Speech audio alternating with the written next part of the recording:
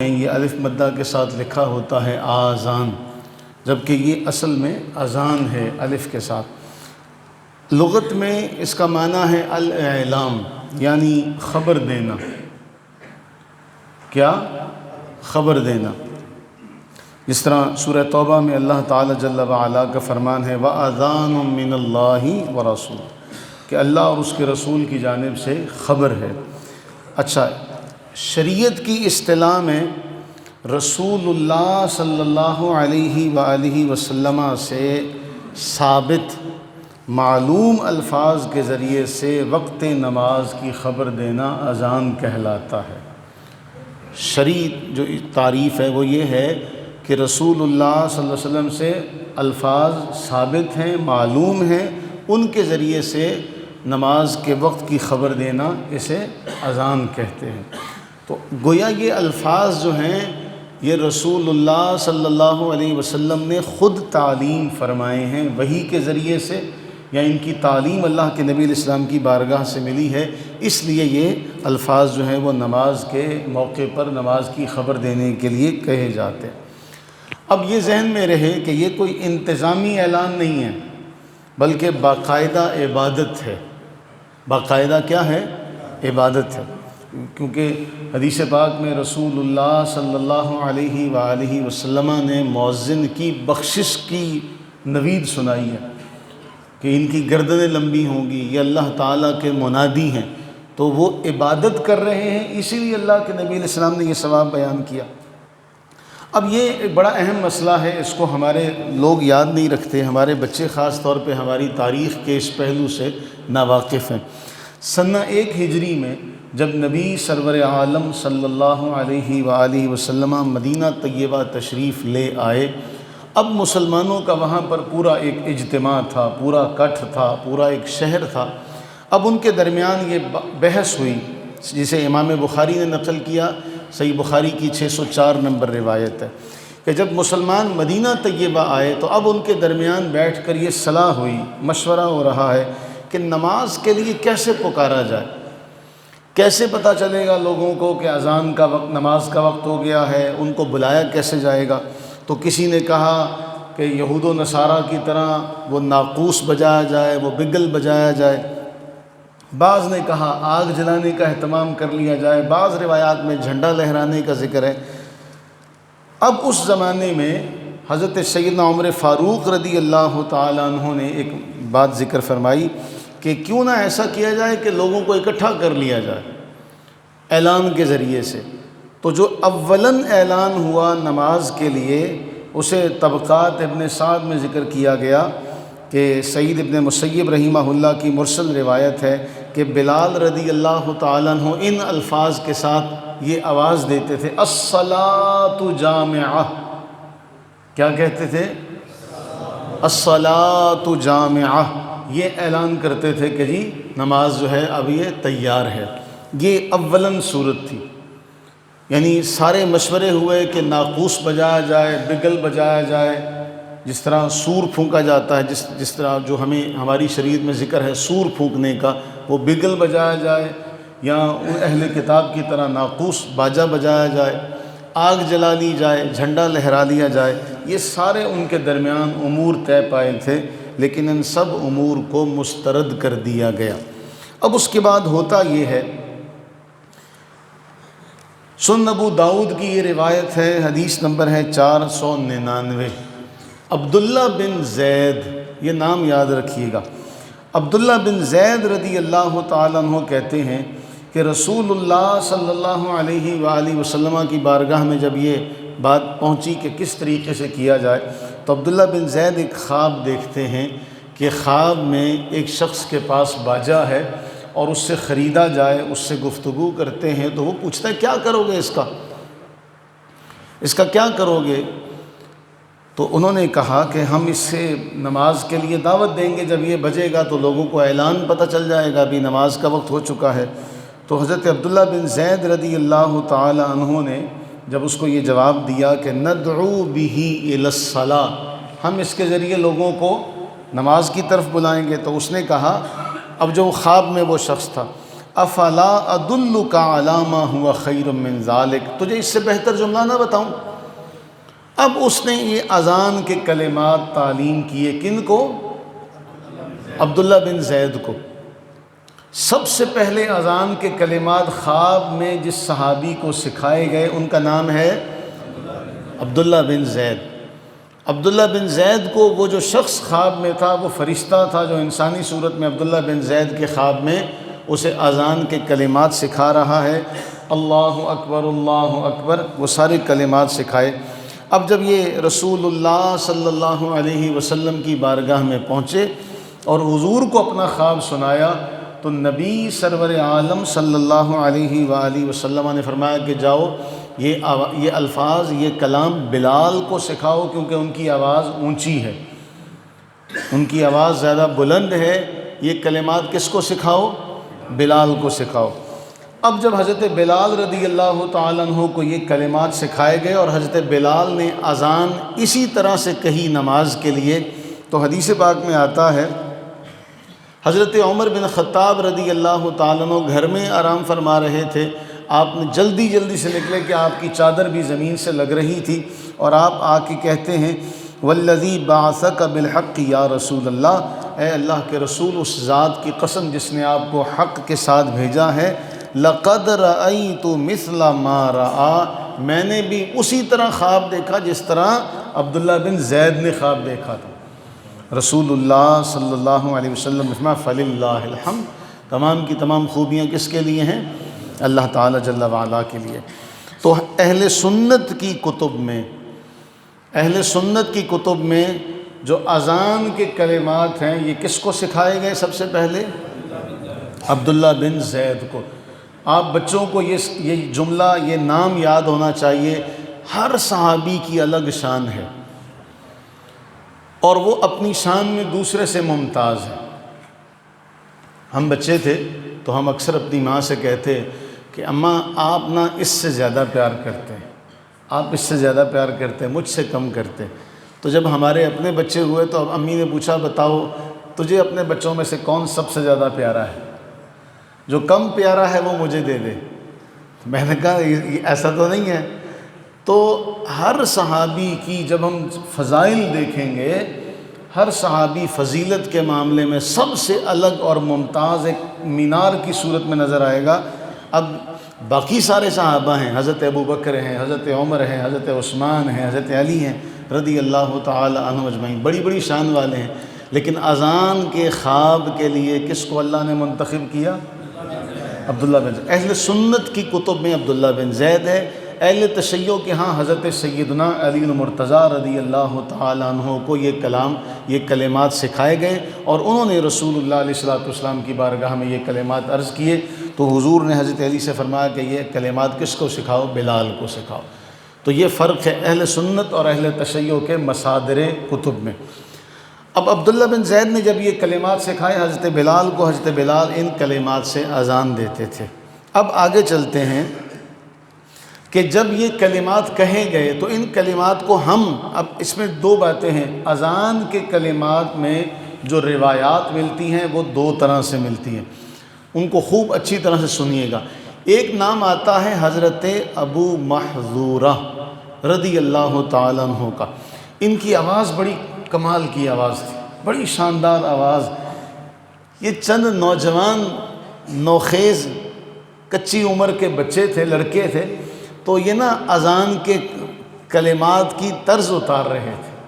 کہیں صحرا میں جاتے ہوئے پڑھ رہے ہوں گے، رسول اللہ صلی اللہ علیہ وآلہ وسلم کے مبارک کانوں میں آواز پڑی، فرمایا یہ کون ہے جو اذان کے کلمات کی نقل اتار رہا ہے؟ اس کو لاؤ تو صحیح۔ اب جب لایا گیا، ابو محذورہ کو پیش کیا گیا۔ اب ابو محذورہ کہتے ہیں میں اس وقت تک اسلام قبول نہیں کیے ہوئے تھے، لیکن کلام اچھا تھا، مجھے وہ پڑھنا اچھا لگتا تھا، میں وہ پڑھتا تھا۔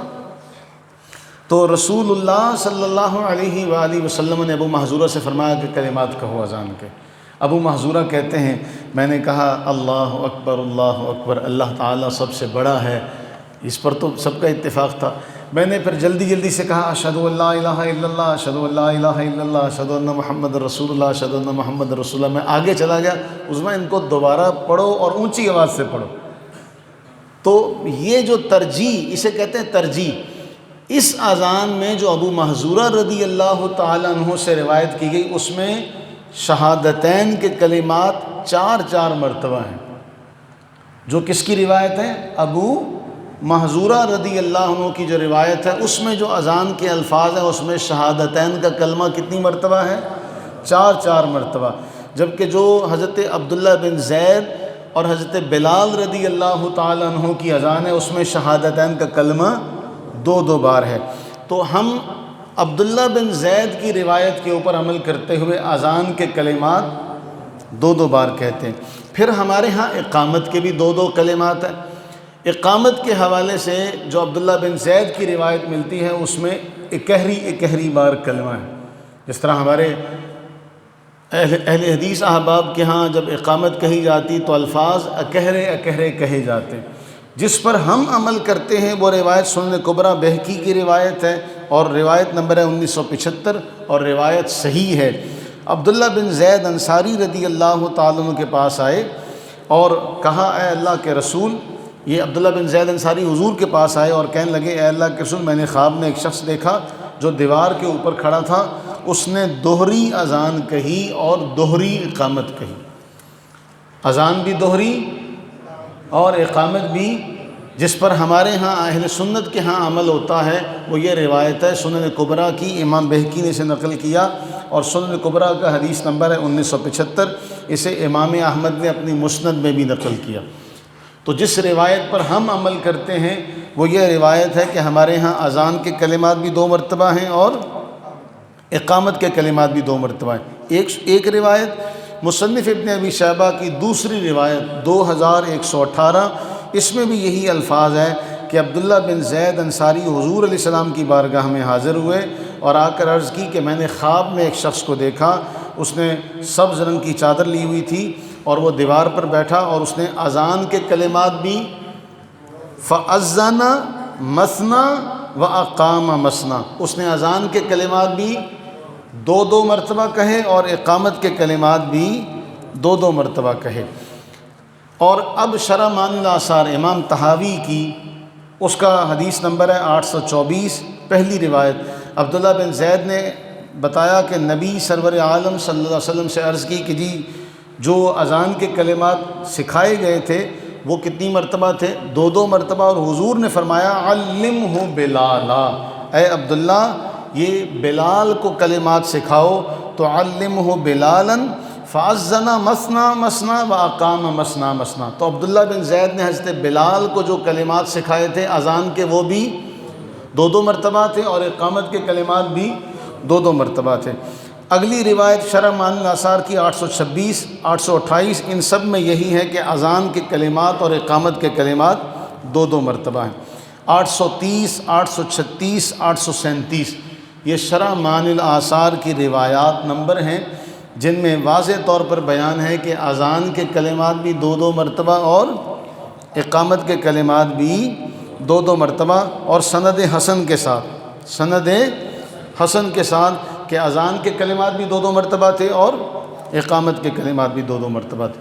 تو ہم جس روایت پر عمل کرتے ہیں اس روایت کے مطابق اذان بھی 2 مرتبہ، اقامت بھی 2 مرتبہ، لہٰذا ہمیں اپنی روایت کا علم ہونا چاہیے۔ امام بہقی نے اسے نقل کیا، امام احمد نے اسے نقل کیا، اور شرح معانی الآثار میں امام طحاوی علیہ الرحمہ نے سند حسن کے ساتھ ان روایات کو نقل کیا۔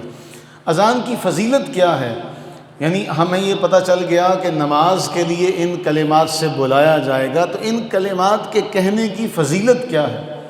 دیکھیے کوئی کسی کا نمائندہ ہے، کوئی کسی کا نمائندہ ہے، لیکن جو رب کا نمائندہ بنے اس کے لیے اللہ کے نبی علیہ السلام نے فرمایا اگر کاش لوگوں کو یہ پتہ چل جائے کہ اذان کا ثواب کتنا ہے، صف اول کا ثواب کتنا ہے، تو یہ قرآن اندازی بھی کرنے کے لیے تیار ہو جائیں گے۔ یعنی ہر آدمی اس کے لیے آگے آئے گا کہ میں نے اذان دینی ہے، اور ہر آدمی آئے گا کہ میں نے صف اول میں بیٹھنا ہے۔ اب اتنا تو ہو نہیں سکتا کہ صف اول اتنی لمبی ہو کہ ہر بندہ صف اول میں آ جائے اور ہر بندہ ہی اذان دے سکے۔ تو اللہ کے نبی علیہ السلام نے فرمایا پھر اس کے لیے وہ قرآن اندازی کرنے کے لیے تیار ہوئے، قرآن اندازی کرنی پڑے تو قرآن اندازی بھی کر لیں گے اگر وہ اس کے ثواب کو جان لیں۔ ہمارے ہاں کیا ہے، ہم اس بارے میں، ہمارے ہاں بچہ پیدا ہو جائے، کسی کے ہاں بچے کی ولادت ہو، بچے کی، تو کم از کم اس کو اتنا علم ہونا چاہیے کہ وہ اپنے بیٹے بیٹی کے کان میں خود اذان دے سکے۔ ہم ازراہ لطف کئی مرتبہ یہ لطیفہ سنا چکے ہیں، پر لطف بات ہے نا، کہ وہ بزرگ فرماتے ہیں کہ ہم بیٹھے ہوئے تھے مسجد میں، تو نماز کا وقت ہوا تو ایک نوجوان سے کہا بزرگ نے کہ بھئی اذان پڑھ، تو اس نے کہا مجھے شرم آتی ہے۔ تو بابا جی کہنے لگے پھر بیٹھ جا، کسے بے شرم دا انتظار کر دیں، یہی ہے نا۔ وہ کہتا ہے مجھے شرم آتی ہے، تو پھر لہٰذا یہ اذان دینا کس کا کام ہوا پھر؟ بھئی اگر تمہیں اس کام سے شرم آتی ہے تو پھر کسی بے شرم کا انتظار کر لیتے ہیں، وہ آئے گا اذان دینے کا۔ تو ہمیں یہ فضیلت حاصل کرنی چاہیے، خود کسی کو بھی نہیں اس کا موقع دینا چاہیے کہ بھئی فلاں آدمی آ کے اذان دے سب سے پہلے۔ اچھا، ہم نے اس میں کئی بار یہ معاملہ دیکھا، بچے کی ولادت ہو جاتی ہے، اس کو کئی گھنٹے گزر جاتے ہیں، بلکہ بسا اوقات ایسا بھی ہوا شروع میں کہ ایک دو دن گزر گئے، پھر پتہ چلا بھی اس کے تو کان میں اذان نہیں دی۔ اچھا، اس سے بچہ مسلمان نہیں ہوتا، یہ بھی بات ذہن نشین کر لیں۔ لوگ یہ سمجھتے ہیں بھی اذان دیں گے تب یہ مسلمان ہوگا، نہیں، اذان دینے کا مقصد یہ ہے کہ دنیا میں بچے کے کان میں سب سے پہلا لفظ ہی یہ جائے کہ اللہ سب سے بڑا ہے، بس یہ معاملہ۔ اس کا یہ قطعاً مقصد نہیں ہے کہ جی وہ مسلمان نہیں تھا تو آپ نے اسے اذان کہہ کے مسلمان کر دیا، یہ مقصد نہیں ہے۔ فلسفہ کیا ہے کہ سب سے پہلے اس کے کانوں میں اللہ کا نام گونجے اور کچھ نہیں ہو، وہ کہے جی میں جب یہاں دنیا میں سب سے پہلے، اور ہم بھی کہیں کہ بیٹے پتہ ہے سب سے پہلے تیرے کانوں میں جو آواز پڑی تھی وہ اللہ کی تھی، یہ مقصد ہے اس کا۔ اور اس سے پھر یہ ہے کہ بہت سارے اور بھی معاملات ہو جائیں گے۔ پھر نبی سرور عالم صلی اللہ علیہ وسلم کے فرمان کے مطابق یہ صرف آواز ایک اعلان نہیں ہے، عظیم اجر کا ذریعہ، کہ حضور سرور عالم صلی اللہ علیہ وسلم نے فرمایا کہ جب کوئی شخص اذان دیتا ہے تو جہاں جہاں تک اس کی آواز جاتی ہے، کوئی جن انس کوئی شے ایسی نہیں ہے، وہ سب کے سب قیامت کے دن اس کے لیے گواہ ہوں گے، وہ سب کے سب اس کے لیے گواہ ہوں گے۔ اچھا، یہاں ایک بات یہ بھی یاد رکھیے گا، حضرت بلال رضی اللہ تعالیٰ عنہ کے حوالے سے ہمارے جہلاء کے اندر یہ جملہ مشہور ہے کہ جی وہ اشہدو کے بجائے اسہدو کہتے تھے، معاذ اللہ ثم معاذ اللہ۔ پھر اس کے لیے پوری ایک کہانی گھڑی گئی، وہ کہانی یہ گھڑی گئی کہ جی حضرت بلال شین صحیح نہیں نکالتے تھے، وہ اللہ کے بندوں ظالموں، ان جیسا تو تلفظ آج تک کسی کا نہیں ہے،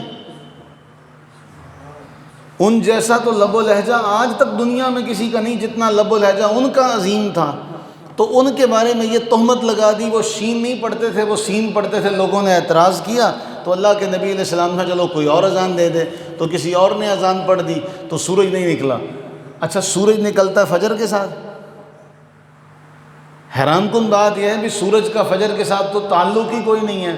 کہا جب تک بلال اذان نہیں دیں گے سورج نہیں نکلے گا، تو پھر بلال کو بلایا گیا، بلال نے تو کئی ایسے جاہل جن کی اذان صحیح نہیں ہے وہ اپنی غلطی کو صحیح کرنے کے لیے حضرت بلال کی طرف غلطی منسوب کر دیتے ہیں۔ ایسا کوئی واقعہ شریعت میں نہیں آیا، ایسا کوئی واقعہ کسی میں نہیں آیا۔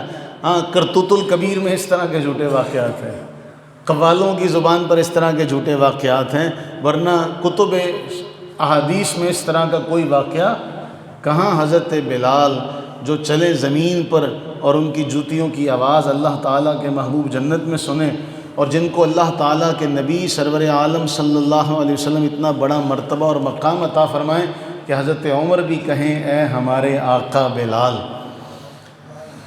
اے ہمارے آقا بلال، تو جس کو عمر بھی اپنا آقا مانے اس کے بارے میں یہ بات کہہ دی کہ جی اس کے الفاظ صحیح نہیں تھے، معاذ اللہ ثم معاذ اللہ۔ اللہ تعالیٰ ہمیں ایسی کہانیوں سے محفوظ فرمائے۔ اقامت بھی اذان کا ہی ایک جز ہے، اور نبی سرور عالم صلی اللہ علیہ وسلم نے اقامت کو بھی مشروع قرار دیا۔ اب اذان کے کلمات بھی اور اقامت کے کلمات بھی۔ حضرت عبداللہ بن مغفل کہتے ہیں، یہ صحیح بخاری کی ایک روایت ہے جو آپ کے سامنے ہے، صحیح بخاری 624 625، بین کل اذانین صلاۃ۔ اب حضور نے اذان کو بھی اذان کہا اور اقامت کو بھی اذان کہا۔ ان دونوں کو اذان کون فرما رہا ہے؟ نبی سرور عالم حضور احمد۔ دونوں اذانوں کے درمیان نماز ہے جس کا جی چاہے۔ اس سے اقامت کی بھی مشروعیت کا پتہ چلتا ہے کہ اقامت کو بھی حضور علیہ السلام نے ہی لازمی قرار دیا، اور اقامت کے کلمات بھی اسی بارگاہ سے ملے ہیں۔ اب یہ جملہ جو ہے روایت کا کہ ہر دو اذانوں کے درمیان نماز ہے، اذان اور اقامت کے درمیان نفل نماز پڑھی جا سکتی ہے۔ اسی بنا پر اذان مغرب کے بعد ہمارے ہاں 2 نفل کا اہتمام ہوتا ہے، اور وہ صحیح بخاری کی حدیث ہے اس وقت آپ کے سامنے۔ انس بن مالک کہتے ہیں، کان المؤذن اذا اذن، جب مؤذن اذان دے دیتا، کون سی؟ مغرب کی، قام ناس من اصحاب النبی صلی اللہ علیہ وسلم، تو نبی صلی اللہ علیہ وسلم کے صحابہ کھڑے ہوتے، ستونوں کے پیچھے کھڑے ہوتے۔ یہاں تک کہ بعض اوقات ایسا ہوتا کہ نبی سرور عالم صلی اللہ علیہ وسلم تشریف لا رہے ہوتے، تب بھی صحابہ نفل ادا کر رہے ہوتے تھے۔ اور یہ کب ہوتا تھا؟ یصلون الرکعتین قبل المغرب، مغرب کی فرض نماز سے پہلے اور اذان کے۔ اب یہ روایت کہاں ہے؟ صحیح بخاری میں۔ یہ روایت کہاں ہے؟ صحیح بخاری میں، صحیح مسلم میں، 2 کتب میں۔ کس میں؟ صحیح بخاری اور… اب آپ کو ایک لطیفہ سناؤں۔ ہم نے جب سیمینار رکھا، رد الالحاد سیمینار وحدت امت کے نام سے، تو ہمارے پاس چند یہاں کے مقامی مساجد کے احباب آئے، اور وہ آ کے مجھ پر اعتراض کرنے یہ لگے، جی تسی مغرب تو بعد اذان تو بعد نفل پڑھوانے ہیں، کہہ کے پڑھوانے ہیں۔ تو پہلے تو نہیں کہتے تھے، اب کہہ رہے ہیں۔ پہلے تو نہیں کہتے تھے، اب کہہ رہے ہیں۔ اچھا، کہہ کون رہا ہے؟ جو مسجد کے ائمہ ہیں، جن کو یہ بھی نہیں پتا کہ یہ حدیث کہاں ہے۔ جو امام ہوں مساجد کے، اور 1 2 بھی نہیں، 20 21 بندے تھے جو آ کے یہ اعتراض کر رہے تھے کہ جی آپ کے ہاں اذان مغرب کے بعد 2 نفل آپ کے حکم دیتے ہیں پڑھنے کا۔ میں نے کہا حکم تو نہیں دیا، روایت سنائی ہے، جس کا جی چاہے پڑھ لے، جس کا جی چاہے نہ پڑھے۔ میں بھی کبھی پڑھتا ہوں، کبھی نہیں پڑھتا، نفل ہے، لیکن ہے کہاں پر؟ بخاری اور… تو پھر وہ کام ہے جڑے مولویوں نے بھی نہیں پتا، وہ بھی آ کے کہتا ہے جی تسی اتنا دا کام کرنے۔ اب جو یہ سوال کرے تو اس سے پھر آپ اندازہ لگا سکتے ہیں کہ اس کا علم کتنا ہوگا۔ بولیے، جو مسجد کے ائمہ آ کے یہ سوال کریں کہ جی مغرب کی نماز اذان کے بعد آپ کے ہاں 2 نفل پڑھے جاتے ہیں، تو جو امام مسجد ہوں اور وہ یہ سوال کریں تو پھر اس کا مطلب یہ ہوا کہ پڑھے لکھے نہیں ہیں۔ اگے تو آپ سے آنے ہیں۔ پھر نبی سرور عالم صلی اللہ علیہ وسلم بین کل اذانین صلاۃ، بین کل اذانین صلاۃ، ہر 2 اذانوں کے درمیان نماز ہے، ہر 2 اذانوں کے درمیان نماز ہے، ہر 2 اذانوں کے درمیان نماز ہے، جس کا جی چاہے، جس کا… تو اب جس کا جی چاہے سے یہ ہو گیا کہ ہر ایک کو اجازت مل گئی بھی جس کا جی چاہے وہ اذان مغرب کے بعد 2 نفل پڑھے، جس کا جی چاہے وہ نہ پڑھے۔ لیکن جو شخص یہ کہے کہ یہ لکھے ہوئے کہیں نہیں ہے، تو پھر معلوم ہوتا ہے کہ اس نے حدیثیں پڑھی ہوئی نہیں ہے۔ علامہ غلام رسول سعیدی رحمہ اللہ، اللہ تعالیٰ ان کی قبر پہ کروڑہ رحمت نازل فرمائے، علامہ غلام رسول سعیدی رحمہ اللہ نے فرمایا تھا، جب یہ حدیث لکھی، جب اس حدیث کی شرح پر پہنچے تو آپ نے فرمایا کاش کہ ہمارے بر صغیر میں ایسا شروع ہو جائے کہ اذان مغرب کے بعد 2 نفل پڑھے جائیں، کاش کہ ایسا ہو جائے۔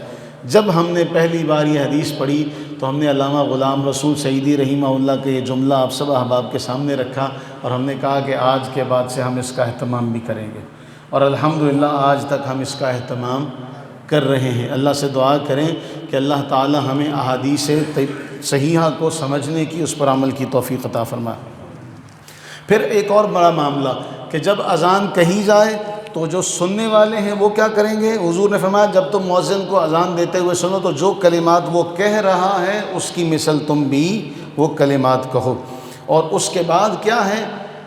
اذان مکمل ہو گئی، اذان کے کلمات آپ نے دہرا دیے، جس طرح مؤذن نے کہے آپ نے بھی اسی طرح کہے، ما سوا حی علی الصلاح حی علی الفلاح، کہ اس وقت ہم کیا کہیں گے؟ لا حول ولا قوت الا باللہ۔ اذان مکمل ہو گئی۔ اس کے بعد علماء محدثین ایک جملہ بیان کرتے ہیں کہ اذان مکمل ہونے کے بعد اب دو باتیں۔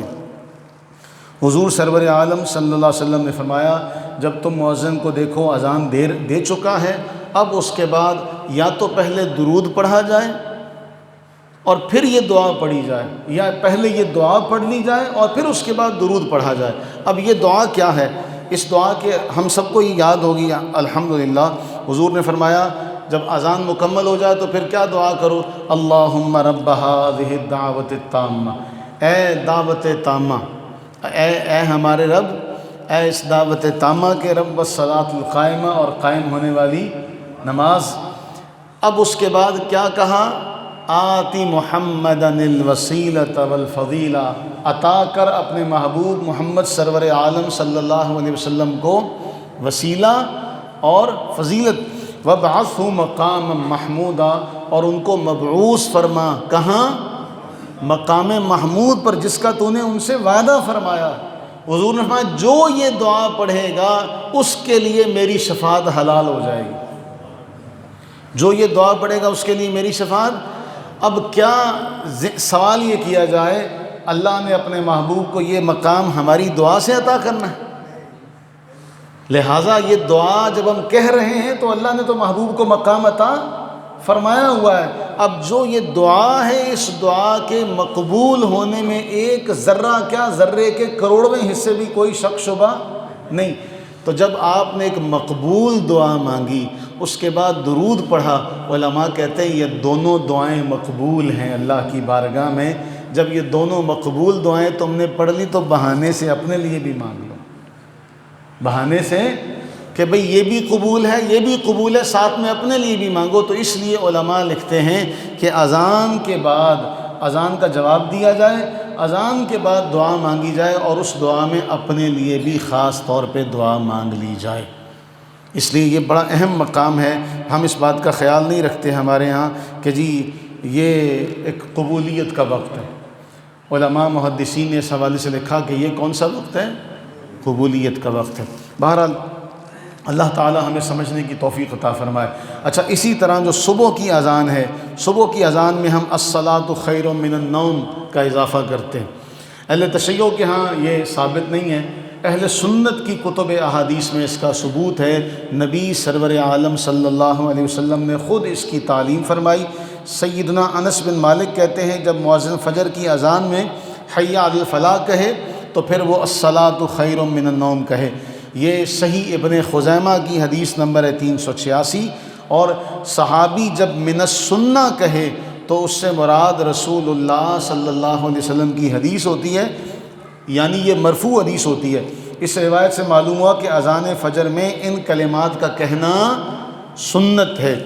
یہ سنن ابو داؤد میں، سنن ابو داؤد کی 500، 501، 504 اور ابن خزیمہ کی 385 اور مسند ابو یعلا کی 5503 اور 5504 حسن لذاتی ہی روایت ہے۔ اس سے معلوم ہوا کہ ہم جو صبح کی اذان میں یہ لفظ کہتے ہیں یہ حضرت عمر نے اضافہ نہیں کیا تھا، بلکہ یہ خود نبی صلی اللہ علیہ وسلم نے اذان فجر میں ابو محذورہ کو یہ کلمات تعلیم کیے تھے، جسے امام ابو داؤد نے اپنی سنن میں نقل فرمایا۔ اللہ تعالی ہم سب کو سمجھنے کی، عمل کی توفیق نصیب فرمائے۔ اب اس کے حوالے سے اذان کے کلمات کا جو جواب دیا جائے گا بے وضو شخص بھی دے سکتا ہے، جس پر غسل لازم ہے وہ بھی دے سکتا ہے۔ اسی طرح جو عورت جس پر غسل لازم ہے، جسے نماز معاف ہے، اپنے ماہانہ ایام میں ہے، وہ بھی اذان کا جواب دے سکتی ہے۔ ان تینوں کو اذان کا جواب دینا جائز ہے، بلکہ دینا چاہیے۔ اور باقی جو دوسرے لوگ ہیں وہ بھی اذان سنیں تو پہلی اذان کا جواب دینا ضروری ہے۔ اب صبح فجر کے وقت ایسا ہوتا ہے کہ ہر طرف خاموشی ہوتی ہے، سناٹا ہوتا ہے، تو ہر دور دراز سے آواز آتی رہتی ہے، تو اکثر اٹھ کے لوگ کوئی تلاوت کر رہا ہے، کوئی نفل پڑھ رہا ہے، تو جو پہلی اذان کا جواب دے دے جو بھی اس کے کان میں پڑے، اس کے بعد پھر باقی اذان کا جواب دینا اس کے لیے لازمی، وہ اپنے معمولات جو ہے وہ جاری رکھ سکتا ہے۔ اللہ تعالی ہم سب پر اپنی رحمتیں برکتیں نازل فرمائے، اور اپنی رحمت کاملہ کے صدقے ہمیں یہ اذان دینے کی توفیق عطا فرمائے۔